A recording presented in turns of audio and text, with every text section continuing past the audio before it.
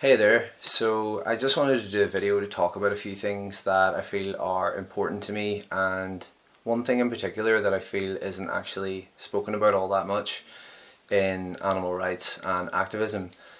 It's something I'm realizing myself personally at this point in my journey is so crucial and so important, and very, like, apart from one activist really that I know, I've never really heard other activists talk a whole lot about the importance of preparation. I've been doing activism for a number of years, different types of activism, but mainly street activism, and it's got to the point now where it's well established within the community of the most common objections and things that people will say. And most people know how to handle these objections and know basically a superior logic to present to debunk these claims, and to persuade people that there is a more intelligent point of view of looking at this. So it's one thing to kind of know that, but preparation, in a word, is what I'm talking about here. Before I did street activism, I was watching other activists do that, and upload their videos to YouTube, and that was actually how I learned to hone my arguments and like counter other people's positions, by hearing it happen first and just repetition, really just watching other people do it first, and it just kind of gets embedded in your mind. Now that's one thing. It's one thing to know the answers to the most common objections, but the other thing is kind of finessing that. And yeah, I just feel like, for me anyway, it's not enough to simply know how to answer these questions, and you have to, at a point, get a bit more sophisticated with your method. You have to refine it, you have to improve it if you want to be more effective, ultimately for animals, But any type of activism, if you want to be more effective, for me, and I think most people would agree, that at a point you have to start putting in a bit more time to prepare, to refine. But yeah, just like in the animal rights community, maybe it's just my scope. I follow a wide range of people, a wide range of activists who do a lot of different things. And yeah, as I say, like generally it's not something I hear other activists talking about.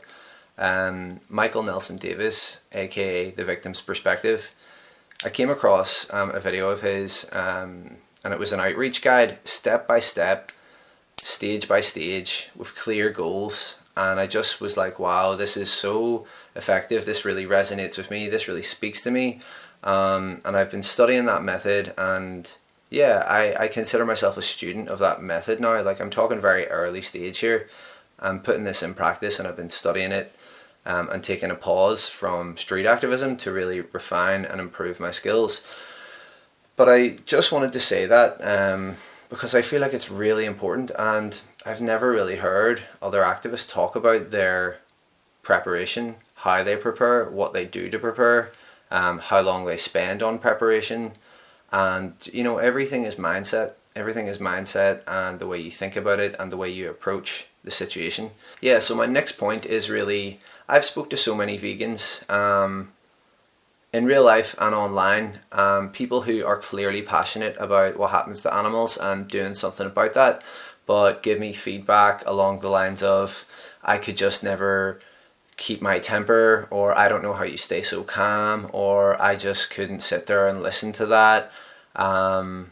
It just makes me so angry hearing the things that people say. People are so stupid with these things that they say, and so on and so forth. And I really, really do get that, and I understand, because I felt those feelings myself. So I really know what people are talking about when they say that. But however, and I think this is generally true of life, no matter what it is that people are passionate about, or things that people deep down have a desire to want to approach, people write themselves off really quickly. And I am like a perfect example of that. I feel like I've been doing it for years, really. But that aside, the important thing is here that the way to counter that is to prepare. If you think that, if you feel really strongly about this, but you think that you just couldn't see yourself doing it, or you don't know how to keep your composure, or you don't know how you could remain calm, well, the mind is either like your best friend or your worst enemy. And if you train your mind, and if you spend time to prepare, your mind can be a real asset to you when you're out doing whatever it is that you want to do. But yeah, we can't let these things, these vices, ultimately, these bad habits, or just like, yeah, bad habits of thinking on things, we can't let them have the final say, because we are so much more than our mental projections, and they're ultimately illusory. We all have so much more potential than we even realize, really, in my opinion. So yeah, I would say, honestly, don't listen to that voice that says like, I couldn't do that. And I've been guilty of this myself. There are certain activists that I idolize and that I look up to, and that I just be like, wow, like their level, or their level of skill, or the way they handle it's just so beyond me. Like, I could never do that. We're all guilty of this like comparison complex, where there's so much being left out of that context. Like, everyone has a unique experience in life, which leads us to our perceived limits of what we're capable of, without getting too deep and going off on a tangent. But it's true on a surface level. And when we're comparing ourselves to other people and other activists, we don't really know their story and how they've came to be. Some activists, like, obviously share their personal lives and so on. But generally that's true. We don't really fully comprehend the ramifications of like what has led a person to a point. And yeah, like, because preparation, and as far as I can tell, isn't really widely talked about, it can leave people kind of in the dark and blindly assuming that that's just that person's natural capability, or that's just that person is just naturally very good at that, and I myself could never do that.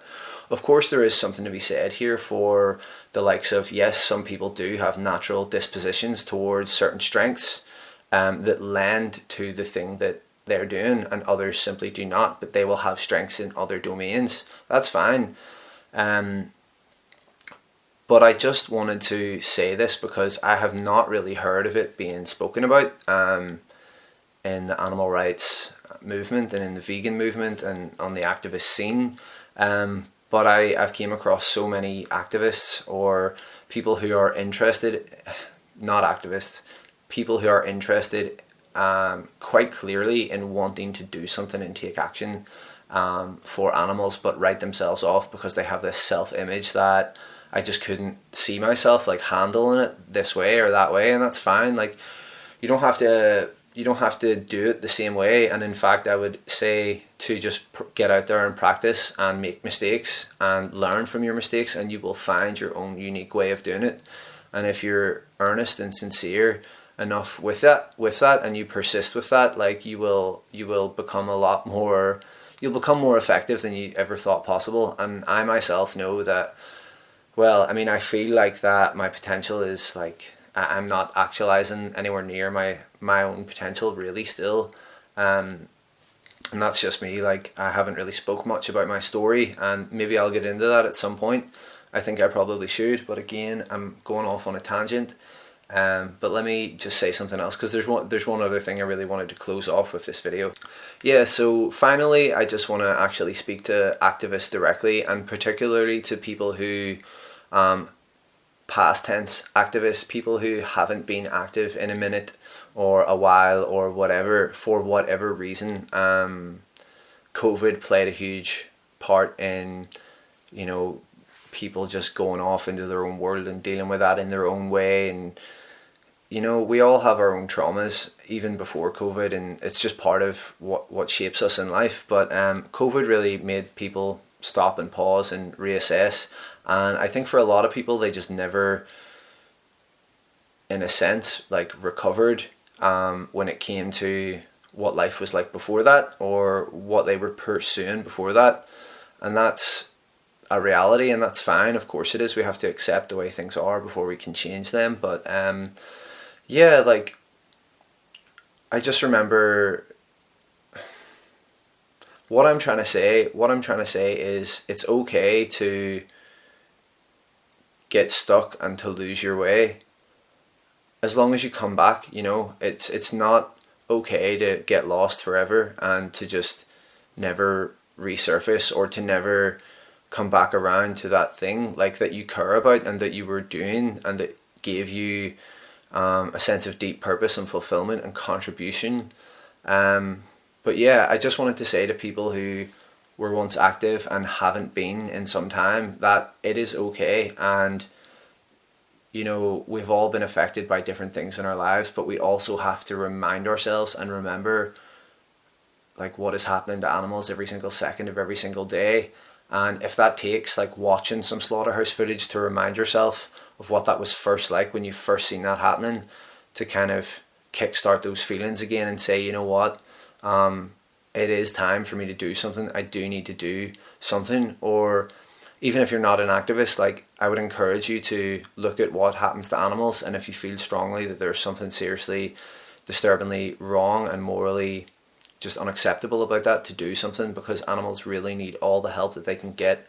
We're talking of tens of billions of sentient beings with rich emotional lives and complex needs, just like us, denied freedoms, basic quality of life, and ultimately forced to be killed against their will for unnecessary reasons. It's just horrific, absolutely horrific. I've seen so much of it. Nothing anyone can ever say, can ever justify what happens. It's just horrible. It's so hard to put into words these days because I've just seen it for so long. But yeah, activists, like, we need you back in play. People who feel strongly about this, don't write yourself off. You're way more capable than you realize. Lastly, I just want to say, like, preparation produces confidence. Preparation can make you feel equipped to go out there and do whatever it is that you want to do, that you feel in your heart that you know you should be doing. And there's all different forms of activism. It doesn't just have to be in the street or whatever, and that's up to you to find your way. But I just kind of felt strongly about these couple of things. They've been circulating in my mind for a minute, and I thought, well, I'll just speak to the camera and put it out there, and hopefully it reaches the right people that need to hear it. So thanks very much for watching, and stay tuned. I guess I'll see you next time around. Peace.